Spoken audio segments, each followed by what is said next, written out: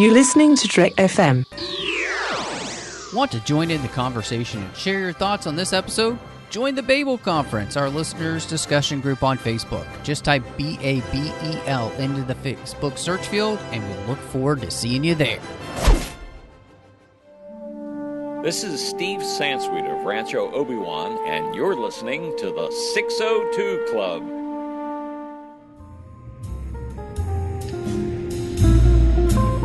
There was a little bar in Mill Valley where all the Starfleet trainees used to go. The 602 Club. You know it. I was there more times than I can remember.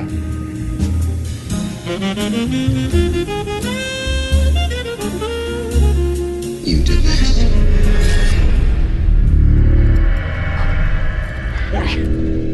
Please. She didn't do this, Eric. You did.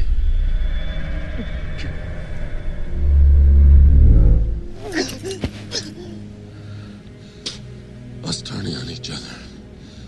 It's what they want. I tried to warn you, Charles. I want you by my side. We're brothers, you and I. All of us together, protecting each other. We want the same thing. Oh, my friend. I'm sorry. But we do not. Hello and welcome to the 602 Club, a Trek FM's General Geek Show coming at you from balmy Cuba. I gotta say, the beaches are fine and the cigars are fantastic, and there sure is a lot of submarine wreckage here on this beach. But I'm joined by none other than Shawn Eastridge. Matt, it is a pleasure to be here. The submarine wreckage, I wasn't really feeling it before, but I think it adds some nice conflict to what could otherwise just be kind of a dull, scenic view. Who wants that when you can have explosions, missile crises, whatever, all of the above. But I'm very happy to be here. Well, as long as the rum keeps flowing, I think we'll be fine. And so, I agree. But we're going to be talking about X-Men First Class. We have skipped a few X-Men. We'll talk about that. But before we we're not talking about X-Men 3? No, you watched the wrong one. Oh, no. Why would I do that to myself? I don't know. It hurts in so many ways. It's not even a hurt so good. It just hurts. So, but you can find us all over the place. We're on iTunes at itunes.com/TrekFM. Make sure you check out the 602 Club there, as well as all the other Trek FM shows. And while you're there, do give us a star rating and review. Let people know what you think of the show and help them find the show with your star rating and review. You can follow us and like us all over the place. So follow us on Twitter at Trek FM, Facebook at facebook.com/Trek FM. You can find our listeners-only discussion group on Facebook, which is called the Babel Conference. And if you type Babel into the search field on Facebook, that'll bring you over there. Or maybe you're on the website at Trek.fm and you're just perusing around. If you hit discussion on any of those menu bars you've got on our show pages, it'll bring you over there as well. And you can talk to all the different people around the world talking about Trek FM shows. And last but not least, maybe you want to write an email. It's been a while since we've gotten one, so go to trekfm.contact, choose a show, choose the 602 Club. That email will come to me and then any of the hosts that are on that week, and we'll get the opportunity to converse with you that way. But as I mentioned, we are going to be talking about X-Men First Class, and we did skip some mutant history. We did. With X-Men 3 and Wolverine Origins, which, it's interesting because both of those movies are, they're not very good films. No, I would go so far as to say they're terrible films. X-Men 3, I will just go out on a limb and say this, obviously not the worst film ever made, but I think I may hate X-Men 3 more than any film I've seen ever. And a lot of it is being a film fan and really admiring what Bryan Singer did with X-Men 1 and 2 and how carefully he kind of layered the complexities of the characters, the subtext, the social commentary, very well shot.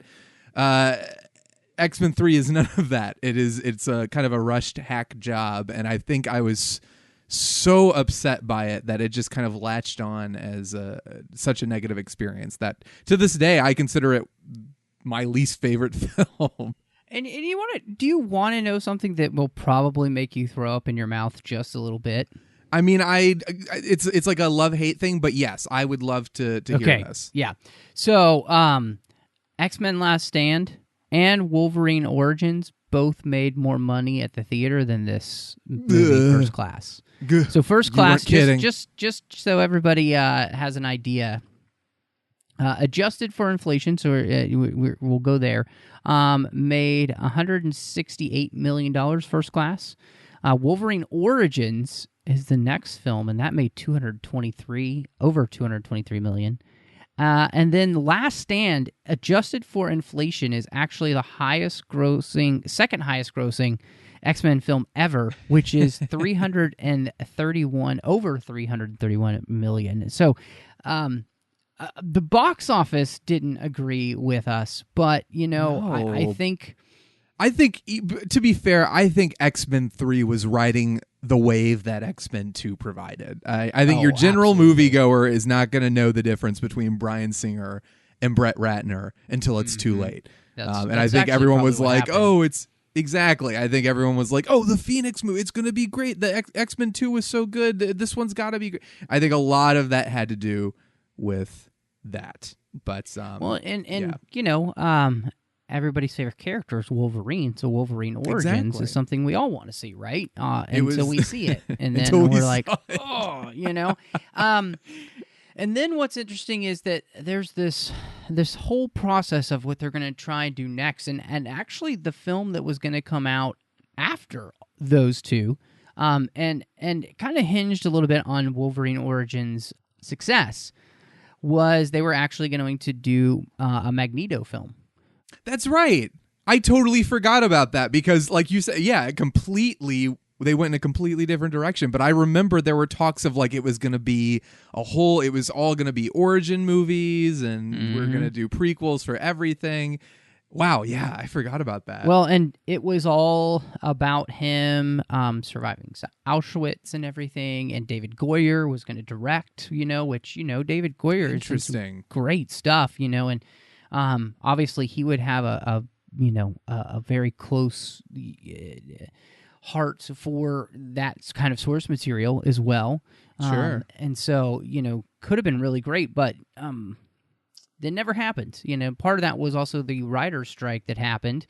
So a lot of things went by the wayside, and they ended up wrapping up some of their ideas for the Magneto movie into First Class and creating this, at the time, it was going to be basically a reboot. Yeah. And so I just wanted to ask you just, coming out of that, when they announced First Class, if you can remember, what did you think about this idea of, we're gonna go back in time and basically tell the origin story of all of these X-Men that we've known, and we're also gonna recast, which is huge when you already are in love with Patrick Stewart as Professor X. I remember when they announced it feeling almost a sense of relief because they announced very early on that Bryan Singer was going to be involved in some capacity. Even if he wasn't a director, they were like, he's involved with story, he's going to produce it, whatever. I was like, okay, if Singer's involved, I feel like I can rest assured that it'll be better than X-Men The Last Stand and Origins. And then when they announced Matthew Vaughn, I think... I can't remember. I mean, I'd seen Layer Cake, and then Kick-Ass, I think, had just come out. Yeah, so not too long before that. Yeah, and I'm not a huge fan of Kick-Ass, but I thought it had style. I thought it was fun. So I was like, well, Matthew Vaughn, that's a solid choice for an X-Men movie. So I was like, oh, well, maybe this will get things back on track. I don't remember if I was wild about the prequel idea, but I was kind of like, set it in the 60s. That's kind of cool. So I was excited because it seemed like there were a lot of creative elements falling into place that I could get behind and that I could feel like, okay, maybe we're going to get things back on track with this. Yeah, and I thought, I remember at this point, I was really paying attention to like the behind the scenes stuff that was going on, and obviously had been quite let down by the last two X-Men movies that they had put out, like big time. And so the thought process of them, kind of revamping and reorganizing into, the first galactic, no, not empire, but the first mutant empire, was a good idea to me. And two, I mean, the idea of going back and kind of seeing the origins of how Charles and Eric end up on different sides. Yeah, that was exciting. Yeah. So, and I think that's the thing that ends up working the best in the movie. I just, rewatching it I would say, to me, the thing that really stood out the most was the story of those two guys and the way that they end up on opposite sides of the spectrum. And, plus you cast some amazing people, and it just, this creates a mutant history to where after the movie, I'm excited then to, okay, where do we go next? Yeah, I agree. I think McAvoy and Fassbender is inspired casting, and they really, really make this movie. I think First Class is teetering on the edge of being good and being kind of meh, and what really keeps it on the edge of the line that favors being good is their performances, as far as I'm concerned. And a lot of their scenes together, their moments together, are, I think, the highlights of the film. And it was tough because I think X-Men First Class is a movie that tries to do a lot in one movie. It felt like they were rushing at points because they were not Matt rushing, just rushing. And they were just trying to get, like, we need to have this, and we need to make sure that he gets paralyzed, and we need to make sure that they're enemies now. So I almost was wishing, and then when we get to Days of Future Past, I know we're not talking about that, but it feels like they kind of took a few steps back and tried to put them back in some other places. They kind of retconned a little bit of this movie, but it felt like their relationship got a little too rushed, and I wanted more of it. I wanted it to breathe a little bit before we got to the end where he's like, okay, now I'm evil now, and everything, we are now enemies. It was a little like, oh, but I want more. I want to see this development. I want, you can let it breathe, let it play out over a couple movies. I think maybe part of it was they weren't sure if they were going to get to do more of them. So they were like, let's just wrap it up so we can have it tie right into the first X-Men if it needs to. Yep. Well, and I mean, I look at the box office receipts here, and you're definitely wondering if you're going to get any more mutant history. I think when you see that this doesn't do amazing at the box office. I mean, worldwide it makes $353 million, so that's not bad. But I mean, it's definitely not where the X-Men franchise was with, say, X2 and X3, which I think they were maybe hoping for. And I think, I mean, you also consider the budget, which was, it says 140 to 160 million. You multiply that by 2 to consider marketing costs, and you're looking at a film that only made maybe a $30 to $50 million profit. It may have even just broken even, and it's funny because the Wikipedia page says, oh, it was a box office success, but was it? It doesn't look like it was. So to your point, I'm amazed that we got Days of Future Past, but also not surprised that it ended up saying, let's combine the old with the new, put Wolverine in there, let's get this together. Well, it does seem like, it's a box office success in the sense that it's well received, it gets good reviews, and I think you are kind of left, wanting more, and I think the studio maybe senses that, even if the box office isn't as big as it could be. But I mean, in the end, this is not, just to put it in perspective, this is not a bad performance. Most films don't make $1 billion, so if you're making, $350 million, it's a good deal. Plus, you have to, you put in all of the costs, all of the earnings you get when you put it on a home release, too. Studios keep raking in money for years with that kind of stuff. So, I think what they did is they create a foundation here to which they can build off of. And a part of that is, we mentioned just a second ago, was the new cast. And I think, James McAvoy, my first time of seeing him was all the way back with Narnia, who plays Mr. Tumnus. Oh, yeah, Mr. Tumnus. He's so great in that role. And he just continues to build and build. But I felt like the way that Vaughn and the writer here create this arc for him of kind of being this a little bit too naive, very hip 60s dude who really loves his powers because they help him get chicks, into more of what we see, what we know of Professor X. Yeah. I think it's a really nice job, and without McAvoy as Professor X, I definitely think this movie would not be half of what it is, because he really does draw you in. I totally agree. It humanizes him, because Professor X, we've seen him as the stoic teacher who can do no wrong, very wise. So to see him kind of in this sort of like, youthful, kind of very energetic, very it's just a fun character, and you get to see him develop. I think one of my favorite sequences in the film is watching him, the montage where he's teaching the kids how to hone their powers, and just him being in his element like that. And McAvoy really sells it. I mean, a lot of the dialogue in this film is a little cheesy, and it's a little stilted at times, but there's not a single moment I don't believe him, and he does such a great job making every line work and making the character work completely. And you kind of really latch on to him right from the get-go, and it makes it very easy to enjoy the film and to really buy into this character and his relationships with everybody. Yeah, no, I agree. And I think you're right. This movie in some ways reminds me of, the Star Wars films, in the sense that, a good actor can make not the best dialogue really work.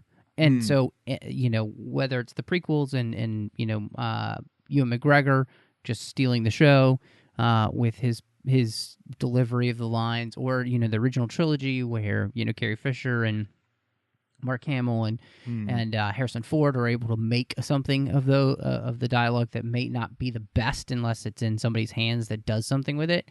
I think that both him and, Michael Fassbender really do something with this film, and they make it their own. And like you said, it's those moments when they're together, like, the moment where they're training and he's tapping into his mind, and they relive the moment of Sabbath with him and his mother, and Eric is crying, and then you look at Charles and he's crying, and it's just like, it's such a well done scene. And in any other hands, it could be super cheese, but they make you feel the emotion of what's happening, and because they're such good actors. Yeah, the sincerity is there, and that is easily one of my favorite moments in the film, because you feel that emotion so deeply, and their chemistry is so good. But it's a really beautiful moment. I wanted more of those moments in this movie. I think the movie is rushing so much to do. We got to do Cuban Missile Crisis. We have Sebastian Shaw. We have to introduce the young kids. We have to introduce the mansion. It's trying so much to do a ton of stuff, and then it still manages every so often to find these moments of emotion. And it's with these two characters. I mean, they're the heart of the movie for sure. And that's a highlight for me, that scene. Michael Fassbender is just great in whatever he does, but he really does own this role. And he connects with those early scenes, in Auschwitz. Of course, we re-see the scene with the gate, but then they expand on that. It's interesting that they reshot that, but then for the most part, it's basically following the same exact template as X-Men 1. I mean, shot for shot, it's almost exactly the same. Well, and the emotion of that kid and everything that happens there, he carries with him, so as he's on his kind of almost like James Bond type mission, which is very much what this film feels like, is a James Bond film. And so he does a really great job, though, of portraying that guy who can be charming and deadly all at the same time. And just the pain that he carries around. Yeah, the moment in the bar with those two guys where he has the knife so and he's good. kind of like, my parents were imprisoned. They were killed by pig farmers, and I can't remember what the other guy's occupation was, but it's so good. Yeah, exactly. It's played to perfection, and it's the scenes. The movie kicks off and it's a little jumbled because you're jumping around a lot, but those scenes really anchor it with like strong. Fassbender's strong performance really, really pulls you along in those moments where you're very compelled by that stuff versus the actual plot of the movie. And you can see in those scenes where a Magneto solo movie might have gone and what it might have looked like, because it's very clear that those are almost their own movie in a way. You're learning a lot about this character, but it isn't necessarily connected to the main plot. I think you're absolutely right. There is a sense where that does feel, it could feel disconnected, but I do think that Fassbender brings the intensity from those scenes into everything else he does. So he helps make it feel connected to the rest, And again, that's what him and James McAvoy do for this film, and especially again when you bring their scenes together, they sell everything that's happened to Fassbender, and so it brings a cohesion that I don't think would be there if you didn't have these two actors helping bring that together with their performance. So true, because some of the stuff, one of my biggest complaints about this movie is, in the first X-Men, I think in the montage where Professor X is taking Logan around the school and he explains how he knows Eric.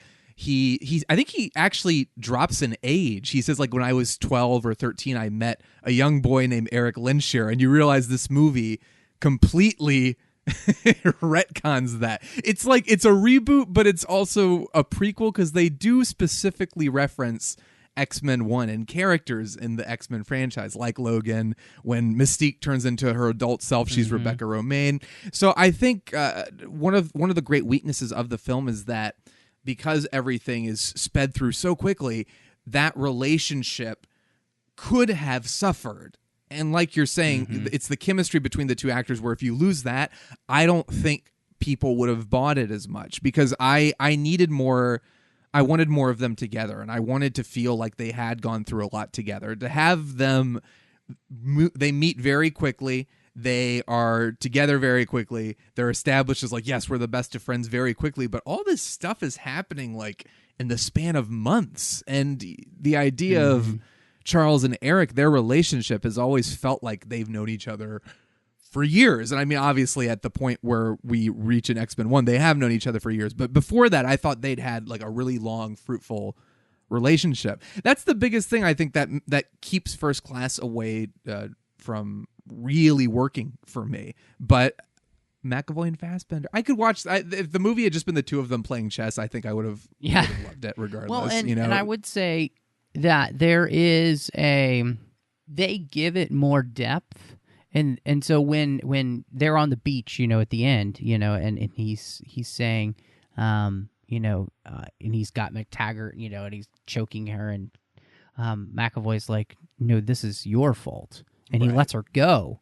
And he's like, I want you by my side. Like, there's such raw emotion. There's such this brotherhood. And I think it's something, connects to earlier in the movie, which, is that theme of not wanting to be alone. And I feel like Eric and Charles, they feel like mutants from another mother.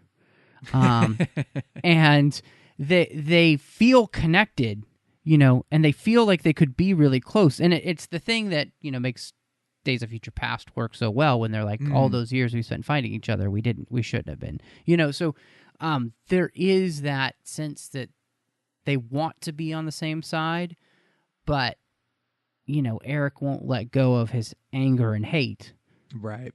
And so, and Charles can't accept what it is that Eric wants. It's an incredible example of a movie that the performance is what makes it. It's like so many movies you see, it's like it's a combination of so many things, the writing, the direction, all that stuff. This is one movie where I'd say the writing is subpar, but because the performances are so strong, it really, like you said, you believe it. In that scene where he's like, we want the same thing, and Charles says, I'm sorry, we do not. You believe it, and you believe the weight of it. And it's so much because of them. It's an incredible thing. I honestly can't think of many other movies where that is the case, where you really are invested strictly because of the performance.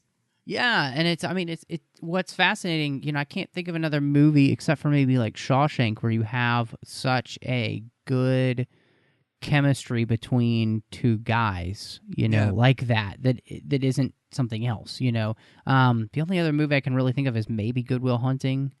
As well, there are a few out there, but where it's just really the performances that carry you through and get you to that point. And so, speaking of performances, what did you think of our new Mystique with, the up-and-coming at this point, Jennifer Lawrence? Right. This is right before the Hunger Games really kicked her off. So this is the first time I think a lot of people had actually seen her, because I think she just won she didn't win an Oscar, but she got nominated for Winter's Bone. I believe you are correct. So I remember seeing her at the awards ceremonies and not knowing much about her. And then all of a sudden she's an X-Men, and it was like, oh, she's good. And then the next year, all of a sudden it's Jennifer Lawrence, and she's huge. But she was, I remember J-Lo, exactly. J-Lo. And we're all, obsessed, and we can't get enough. But she's she's good in this movie.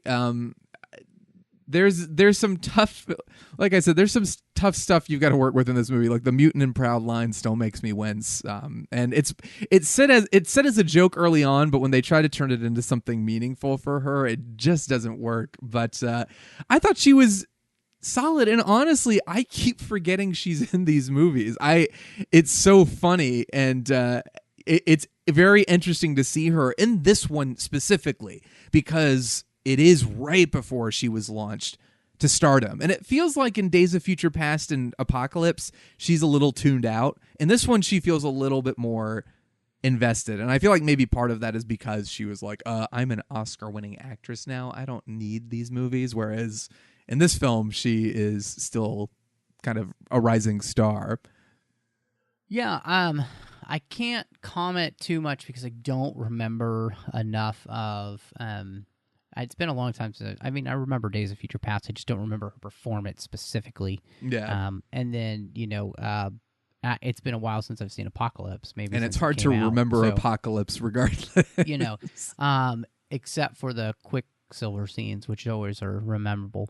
Yes. But, here I feel like she does a great job of portraying the age that she's supposed to be. And I think that she does a very good job of portraying the character who isn't quite sure if she wants to be the person who will fit in or be on the outside, and what it is she truly wants in that, which is, again, a very, teenage type thing. And so I think she does a good job of doing that. And, I think the scenes that maybe... she doesn't quite have down yet is probably the bedroom scene with Fassbender. Part of that is because he's Fassbender and he's so good. Well, but the CGI work, so I'm taken out of the scene because when she keeps flipping, you can really tell it's not really her in the bed. Like there's this, especially when she's Rebecca Romijn, and it feels like a CGI version of Rebecca Romijn instead of the actual Rebecca Romijn. So I'm not sure if that was actually the case or not, but it just doesn't work the way I need it to. And then, but the very next scene where she's challenging Charles, where she's in her full form, and it's the first time we really see her for who she is, what she looks like. She has no, human clothes on at this point, and shocks him. That scene between them is much better. So I don't know completely what it is, but for the most part, I think she's good. Yeah, I wonder if part of it is, speaking of the scene with Fassbender, when he kind of doesn't seduce her, but all of a sudden there's a romantic angle with them, which, obviously that is hinted at in Bryan Singer's films and the trilogy as a whole. But that, I don't know, it felt a little weird because they never quite make it clear what age everybody is. But Jennifer Lawrence and the rest of the kids are clearly like teenagers. They're clearly like students, whereas Charles and Eric feel like adults. So the fact that he seduces her feels weird, and it's not really fully established other than the scene where he's like, oh, you could use your full strength if you would just be in your normal form. But it felt that might be part of what threw me off about that scene. Is it's a little like, this is creepy, and also it doesn't feel justified in the context of this movie alone. Well, and the question I couldn't get as well was, do they actually sleep together, or does he just kiss her? You know, I think it's implied that they do. Yeah. And so, I mean, I guess you could take it either way. So, yeah. Because then she's very like, oh, we're in love now. And it's like, you're in love? What? Yeah, I don't know. Anyway, it's very, what I think you nailed something early on, and it's this part where the movie's kind of rushing. So it feels like that scene there and that kind of build up, that it needed more time. And I know this movie's about 2 hours and about 10 minutes long. Maybe about, but I feel like this movie could probably be 220, and if you could give some of this stuff more time, it would be better. Yeah. But Jennifer Lawrence is pretty good. January Jones, was just hitting it big with Mad Men, and what's I don't know, what's your Emma Frost take?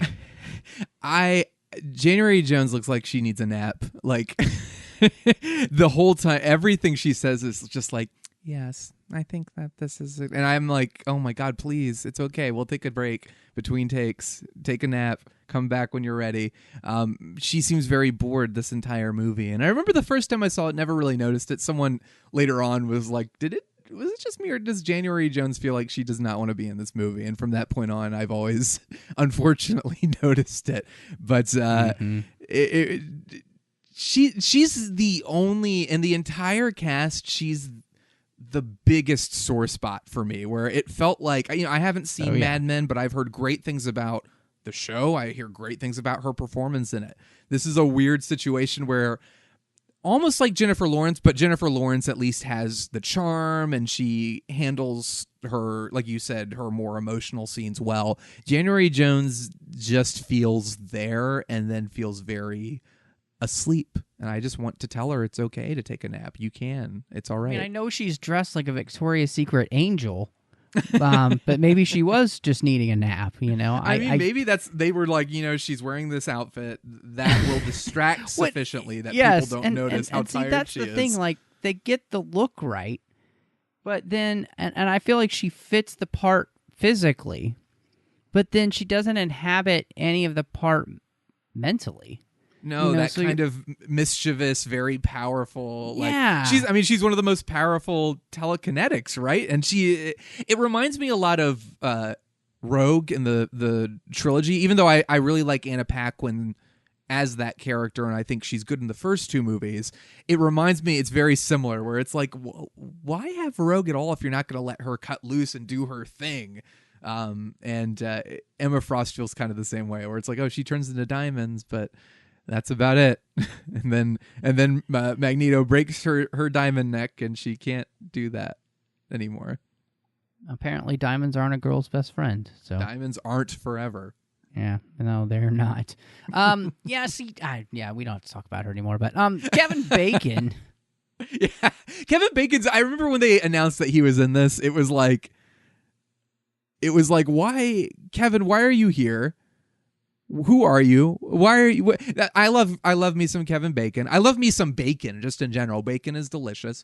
But Kevin Bacon felt a little awkward in the previews. I think he's okay in the movie, but there's never a point where I'm watching where I'm not like, Kevin Bacon, what are you doing here? What is who decided Kevin Bacon needed to play this role? I feel like I'm being very negative towards Kevin Bacon. Again, I stress that I do like him, but it felt a little weird to have him in this movie. The part that I feel like he's actually good in the beginning of the movie. I liked him at Auschwitz. I thought that part he played really well. And then I think the main problem, it's not so much Kevin Bacon, I just have a problem with the character because I don't know enough about how he's manipulating everybody to understand how he gets whatever it is that he wants. Sure. And what's motive? He's kind of like, oh, I want to make everybody mutants. I'll blow up everybody, and radiation will run rampant, and everyone will be a mutant. But like you said, there's a really good opening scene where he's kind of manipulating this kid, and he's very like kind of like creepy, like in the way he sort of like he kills this boy's mother and then is very excited about like, yes, you're using your powers.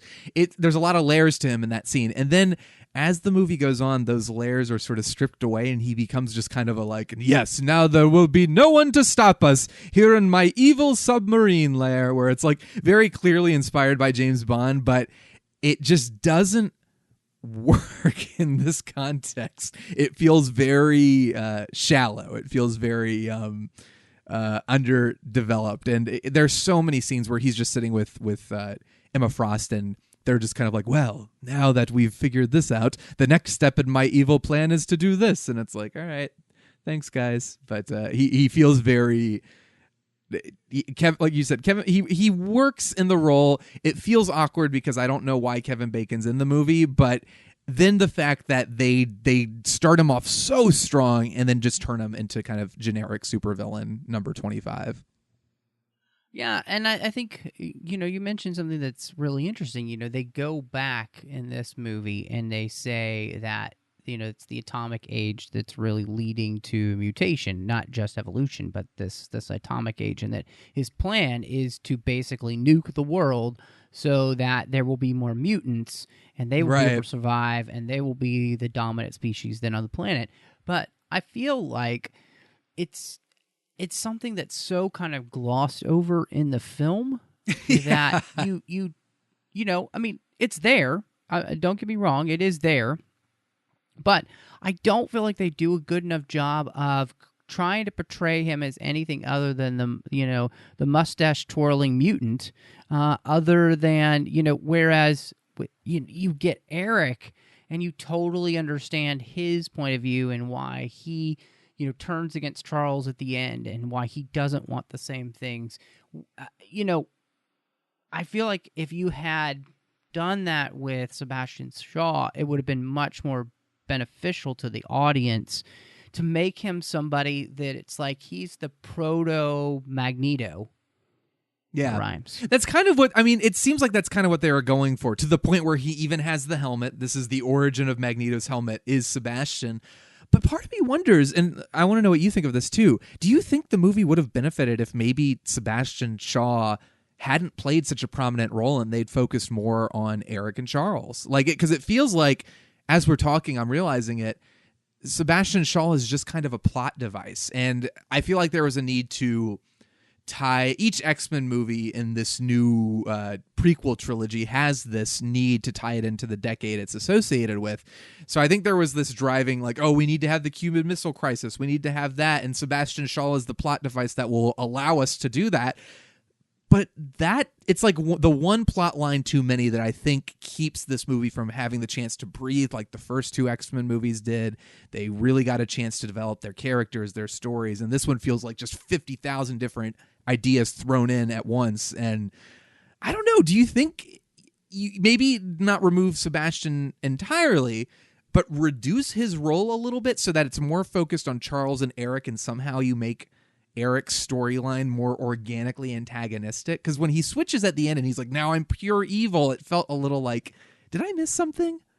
I think what you could have done is you could have rewritten the scenes that he's in to make them more impactful, so they weren't so much of him and January Jones sitting there looking bored, waiting for something to happen, and give him a way to not just kind of monologue what he's going to do, but kind of make it part of like really show, don't tell, so find a way to show how he's manipulating these people and what he's got on them and how he's doing these things and why he's doing these things, so that those scenes feel more important when you're watching them, I think. Yeah. And you would really help the movie and his character too, because I get it's powerful when Eric says to him, I agree with everything you said, Yes. but you killed my mom,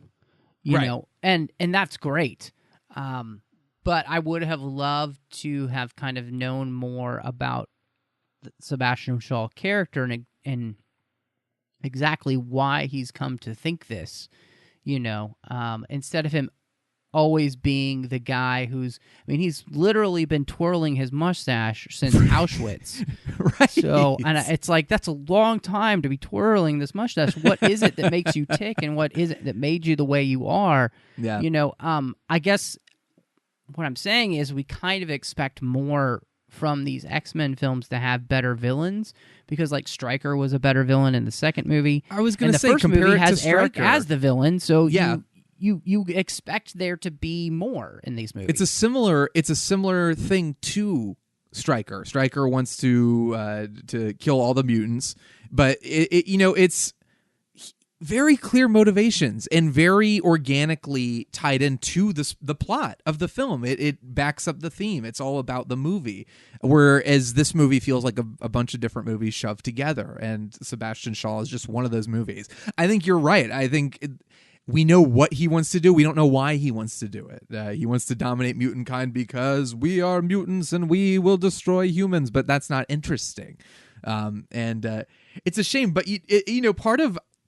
I remember when First Class first came out, really, really liking it. And I think maybe we were willing to give elements like Shaw things that we can look at now and say, that doesn't really work. Maybe we were willing to give them a pass because this movie at the very least is competent, which was more than we could say for X-Men, The Last Stand, or Origins. So I remember part of me was like, First Class, this is amazing. This is great. And looking, the more I watch it, the less I like it. But I think a lot of what worked about this movie was just the fact that it worked at all and wasn't terrible like those previous two movies. Yeah, and I think, a character that I liked in the movie, which was Nicholas Hoult as Hank McCoy, and I was a little bit disappointed in the rewatch that I don't feel like he got as much...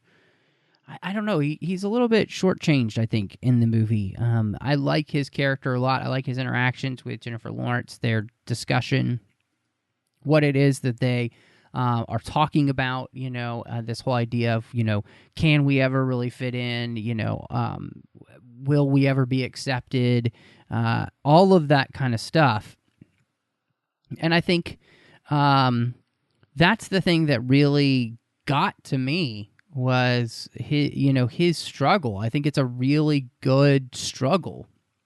Yeah. And he and Mystique have a very, their Yes. storylines mirror each other. Their character arcs are very they're both the freaks. They're kind of the ones who aren't going to be able to fit in. Even if mutants are accepted, they're still it's a really interesting argument. And I agree. I think he's shortchanged in a movie that's trying to do way too much. They throw in now we've got to turn him into the Beast, which I guess you would have to expect because people are going to go into that movie expecting him to do that. But it feels like yet another thing that it's like, did we really need that to happen in this movie? Couldn't it have waited for a sequel or something like that?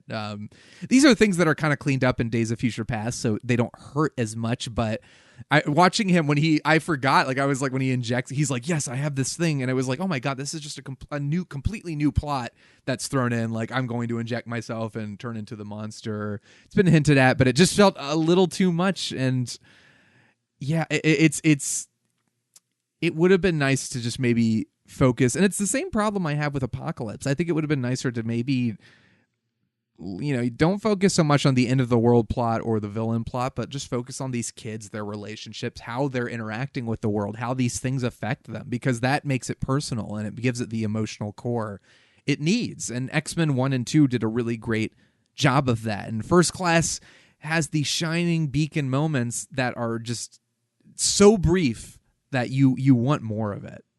I think that I would say the problem with this is that it's trying to do every X-Men theme in one movie. Yeah. Like they took all the relevant themes from the comics and tried to do all of them in this movie, and it's just too much because, I think one of the things that I found really fascinating about this movie is it talking about circumstances and how the different circumstances to which we're raised in can help shape who we are. And so specifically with Charles and Eric, you watch the different places that they are from and the things that have happened to them and how they have shaped who they are. So, for Eric, he has become a weapon that was forged by Sebastian Shaw, and all it has done is feed his anger and his hate, whereas Charles has been able to live a relatively normal life and be able to find a way to maybe find his in, and not his in, but just everybody's in that's a mutant into the rest of society. And so it very much becomes about the idea of your circumstances, how they can forge who you are, but that you're not just a product of your circumstances. You have a choice to be something different. And Eric can't make that choice to be, because he's kind of like Anakin. He cannot let go of the anger and hate of having his mother die. He's Anakin. Right. Yeah. No, that's true. I think the movie would benefit if it had just kind of burrowed in and focused on that relationship, because that is the most interesting storyline here. That is the most interesting dynamic. Like you said, these two people coming from different backgrounds, very justifiable reasons for what they do. The most interesting thing about the movie is that dynamic. These two people are still able to find a common ground, but eventually have to go their separate ways despite their genuine love for each other. They can't do anything about it. Like they are, one will always be from Auschwitz, will always have that in his past, and Charles will always have his kind of privileged upbringing. They have to accept, it's kind of heartbreaking. And the movie does make that moment work. But man, I wish it had just it had honed in on that and really focused on it, because I wanted to see that growth really, and I wanted to feel like there was something significant being lost. Because while the performances are great, at the end of the movie, I'm like, well, it's not that bad. You've only known this guy a few months, so he's not your best friend. You guys haven't really known each other that long. But compare that to like if they had met each other as kids, if they had known each other for years and years and years and had spent a significant chunk of their lives together, the moment where they have to part ways would have been so much more effective. And I wanted that from this movie, but you can't always get what you want. But sometimes you get what you need. It's true. So one of the things in that, though, is, and I thought that this is the storyline that I really appreciated too, is on top of their circumstances, this becomes, and if you've seen Tomorrowland, that whole idea of what wolf will you feed, and Eric continually feeds the wolf of his anger and his hate, whereas Charles feeds himself what is good and pure and right, and it really goes to show that what we allow ourselves to focus on, as the wise master Qui-Gon would say, your focus determines your reality. And so what Eric always focuses on is the pain in his life, but he never is able to grab onto what is good. And that's what I think made that moment so powerful between him and Charles, where he brings back that memory that his life hasn't been all hell. There has been some beauty in it. And the problem is that Eric doesn't hold on to the beauty, and he even says, I didn't even know that was still there. And so if he had allowed himself to stay with Charles, Charles could have helped him find those moments again that he had already, and then helped him create new moments. But he immediately just rejects it out of fear, and it's the same fear that he says that humans have of him, and he just keeps perpetuating that fear. And so there's this whole thing about, what you feed is what's going to become reality, and Charles is the only one in the movie who is trying to change everybody's perception by showing that mutants and humans can be together, whereas humans and mutants, for the most part, seem to be saying, no, we want to fear each other, and then that means we just want to destroy each other. And so it's this just, it becomes this perpetual machine of, fear and hate and anger, which, we all know what Yoda had to say about that. Yeah, and Charles is also, he's a nurturing personality. He cares about people. He wants the students to succeed, not just for a tool that can be used on the battlefield, but he wants them to succeed because he wants them to reach their full potential so they can be the best version of themselves that they can be. And Eric never quite gets that. It's kind of played off in a jokey way, which is great, with him, shoving Banshee off the satellite and forcing him to learn the hard way. Effective, but not like Charles' kind of take on the whole thing, not his method, where he's kind of taking the time to talk with them, finding their strengths, encouraging them past their weaknesses, and letting them find their full potential. And it's a really great story. I think that friendship, that relationship, is one of the most dynamic and fascinating in all of comic books. And at the very least, I'm glad they got two really talented actors to portray it in this movie. I'm very. It never ceases to move me, their scenes together. I think it really is a strong point for this film. Well, and what's kind of great about it too is that there is this whole other theme of, you are not alone. And that's what Charles tells Eric, when he's trying to get him to stop holding on to the submarine. It's okay, you're not alone. Right.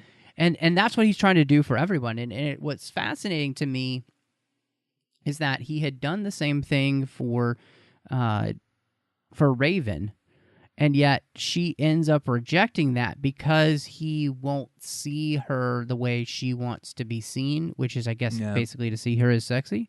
But also, too, there's this sense for him where he hasn't completely gotten to the place where he believes that mutants should be able to be who they are and not hide who they are. Yeah, it's a fatal flaw of his character, is that his undoing is basically he can't accept Raven for who she really is. And it's his biggest fault is he wants to be able to fit into society, but it's compromising a little bit. And Raven and Eric don't want to compromise. And you understand the attraction there and the reasoning behind why Raven would want to go with him, because that's something Charles will never understand. Charles will never be able to relate to her predicament. She cannot assume a normal form and not have people freak out. So it's very interesting. I mean, and again, it makes Charles more complex. He's not perfect. He's flawed, and it's his flaws that ultimately end up breaking his relationships with people. Well, and it's interesting, though, too, because, for him, he does want to be the person that helps people see that they're not alone and that they're something bigger than themselves. And what nobody seems to be willing to do is, like Raven or, like Eric, is to stick with Charles and help him understand where they're coming from. And so I feel like that's the fatal flaw for those other characters, is that they're not willing to invest the time that Charles is willing to invest. And in some ways, I don't feel like they're willing to just open themselves up the way Charles is willing to either. And so by keeping themselves in this kind of selfish bubble and making it about them, they miss out on that opportunity. And in some ways, I kind of get it. It's tough to be in their position where they feel like they will always be outcasts. So I get the reasoning behind why it's like, you know what, we've tried and people aren't going to accept us, so screw it. It's just at a certain point you lose patience, at a certain point you lose hope, and you're like, hey, I tried and it's not going to work. It's what makes X-Men so interesting, is that the complexities of these characters go beyond, and what makes First Class so frustrating when it focuses on a plot that is so specifically like, I must blow up everybody. It's the fact that none of these characters are fully right and none of them are fully wrong. They're all layer. They all have complex ideas and points of view, and it makes it so much more interesting when you have to shove all these people together to work together. So you're saying it's a mutant layer cake? I think that's exactly what Matthew Vaughn intended. It's a crossover between this franchise and the Layer Cake franchise that unfortunately only had one movie, but maybe someday. What did you end up thinking? You know, we've talked around the whole idea of it being in the 60s and kind of playing into history, and how did that just, I guess, the production value and the decision to kind of insert mutants into something so important like the Cuban Missile Crisis, how did all that end up working for you? Well, I think it's a really cool idea. I think that's a lot of fun. I love seeing the way you can kind of make it work in a real world environment. That's fun to me. And the 60s vibe, very clearly Matthew Vaughn was going for kind of a James Bond, like classic Bond vibe that does come through. I think maybe again, it's the fact that the film tries to do too much that maybe it's just one layer too many. But I feel like the vibe, the production value, that kind of sense, it's a lot of fun. And like I said, I would have liked to have seen a little less of the like big epic battles and fights and villains, and a little bit more of maybe the kids like trying to find their way in the world, trying to do some stuff, and then finding a way to tie it into the climax at the end on the beach. But it worked for me. I love that these movies are depicting different decades, even though it makes less and less sense as time goes on, because 20 years have gone by, and Charles and Eric still look like they're in their 30s and 40s, even though they would be well into their 50s and 60s. They don't age like we do. There you go. But no, I like it. I think it's a fun angle. It's a unique angle for the series that we hadn't seen before. So that worked for me. Yeah, I think it, for the most part, Matthew Vaughn definitely has an affinity for the 60s, and you can see that, obviously, with what he tries to do later with Kingsman. Right. Is to catch the that seeds vibe. Are planted in this movie for that. And so I think that part really works. I do absolutely agree that they are trying to fit in so many things that sometimes it's it should have been the less is more theory. And you needed to be able to whittle down these plot elements in ways that allowed you to feel like you had more, even though you had less. And each one of those plot elements needs that. Or you just needed to make the movie longer so you could allow those specific beats and things to be rewritten and new scenes to help fill in gaps that we've been talking about there. I absolutely think you could have done that if you just 15 more minutes, you could have done that with this movie. Right. And you really probably could have solved all the issues that we've talked about, really. Yeah. Well, you think about the scene where all the kids are hanging out and they're showing off their powers, and it's like, oh, this is so much fun. And then literally, like, 5 minutes later, they're being killed. Like, Darwin is dead. It's like these people we just met, we barely got to know, and now, like, Angel is betraying them. Oh no, she's leaving. But it's like you don't really feel the betrayal because it's like, I don't really know you. You guys have been together for about 10 minutes. It's like things like that really emphasize that I feel like the focus of this film was in the wrong place. It's like those relationships suffer. You don't feel the pain of like, oh, Darwin's dead because you've known him for about 10 minutes and he didn't really play a big part in what's going on. Well, and I will say too, the rest of the production, I do think that this movie suffers from some very uneven CGI work.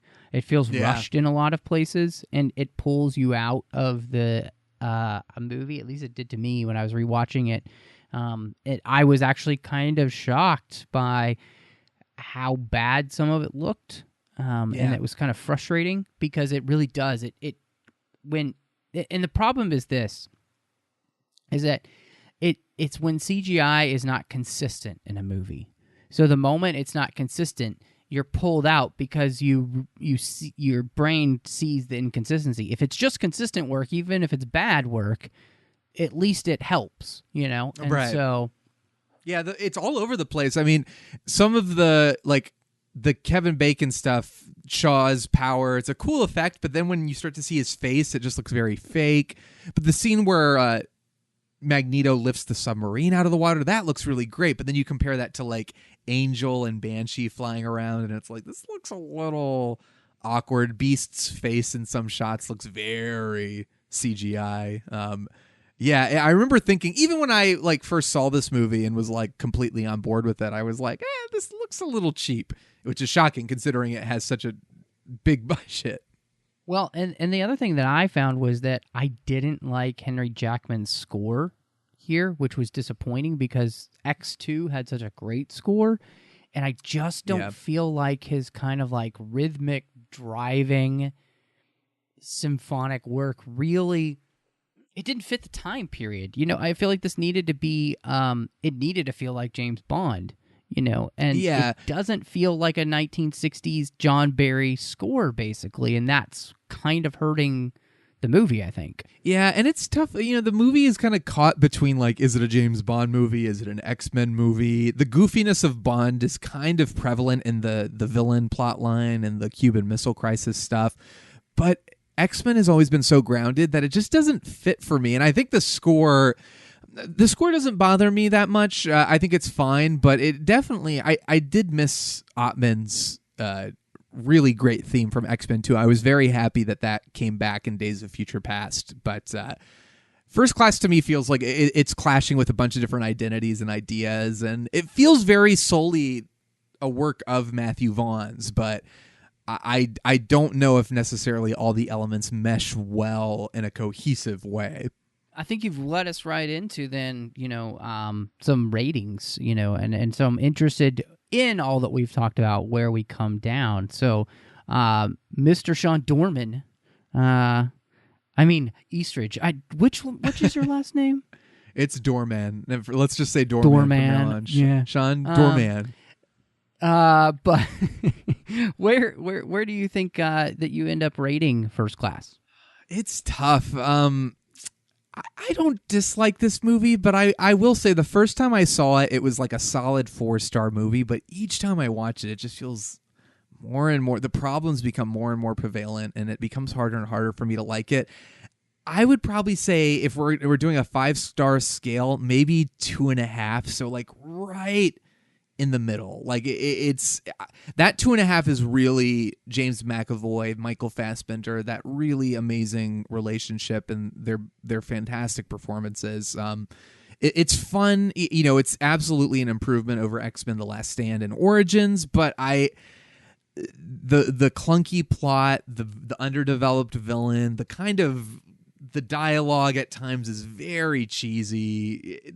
It's all over the place in terms of quality. I think that lack of consistency is what kind of makes it hard for me to really embrace it. So I would say 2.5 for me. It's right on the edge of me liking it or disliking it. I would say 2.5 bordering on 3.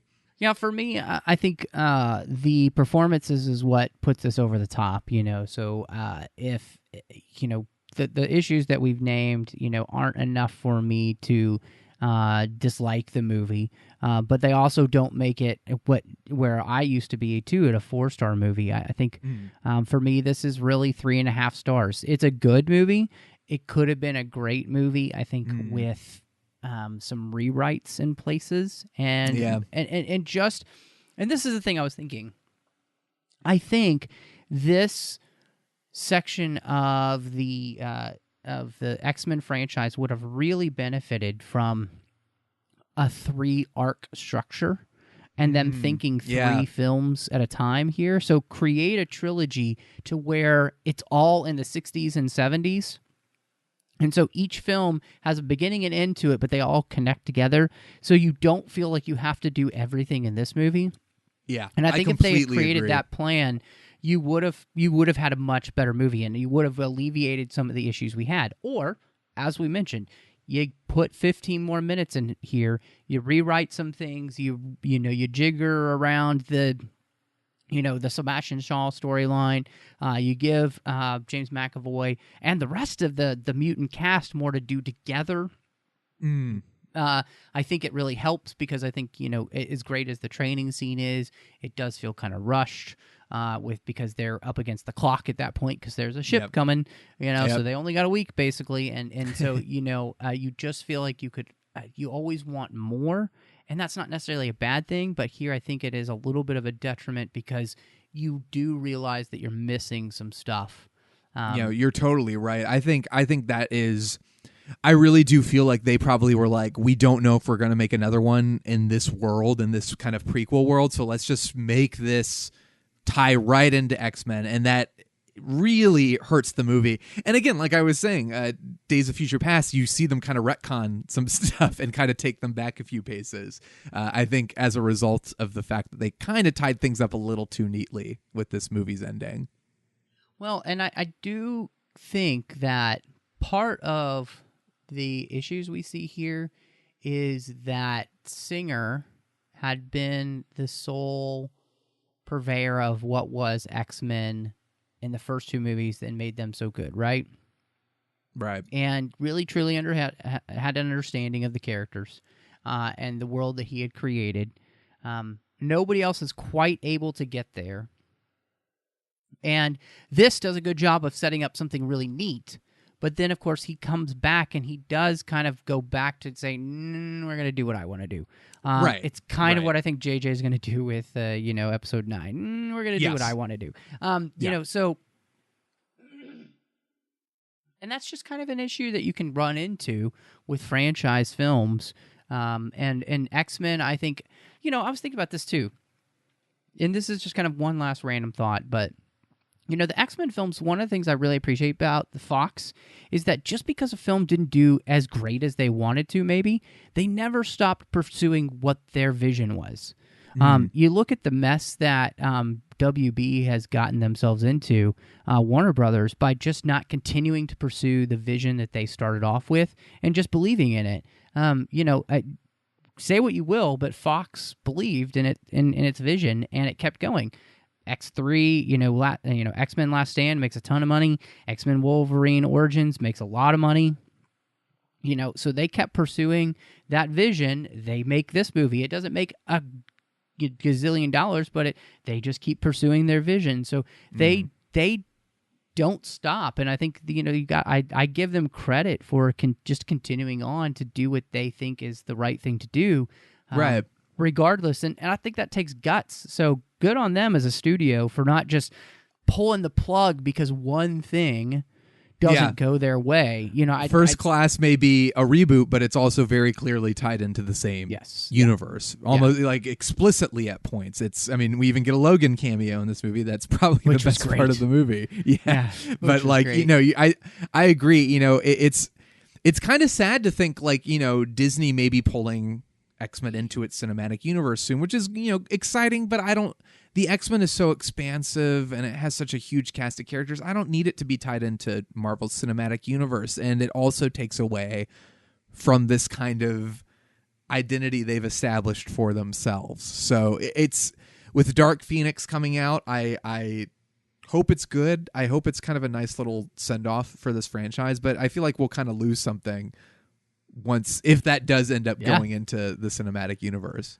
I 100% agree, and I personally just look to what Disney did with Spider-Man and think, they're just going to Disneyify another, and that's not what I want, because the one thing that Fox has always had too is that it had its own identity, and it wasn't afraid to have its own identity, Right. And I think that's good. We don't need all superhero movies to be the same.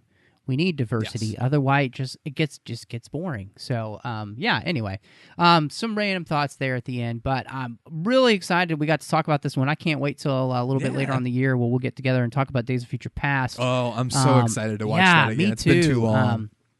It has been too long, and I remember that being one of my favorite superhero movies of all time. Like on the list, it's up there. So, we'll be hitting that up. So if you just want to go ahead and dive in and watch it, go ahead, hit the road cut up because that's probably the one we'll end up talking about. But thank you everybody for joining us. Really want to say thank you to our great associate producers here through Patreon, Ken Tripp, Davis Grayson, and Daniel Noah. I really appreciate these guys for supporting the show and the network. This is a very large network, and there is just too much going on. And there's no way that we as the hosts can pay for this on our own.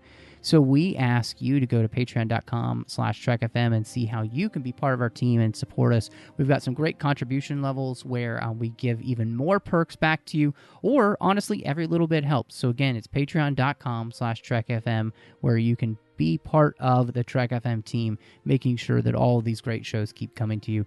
Shawn, great to have you back. This was so much fun to talk about. I can't wait to hear what people have to say over on Twitter and the Babel Conference, but if people want to catch up with you and yell at how wrong you were and how wrong we both were about First Class, which is all Twitter is for these days, where can they find you?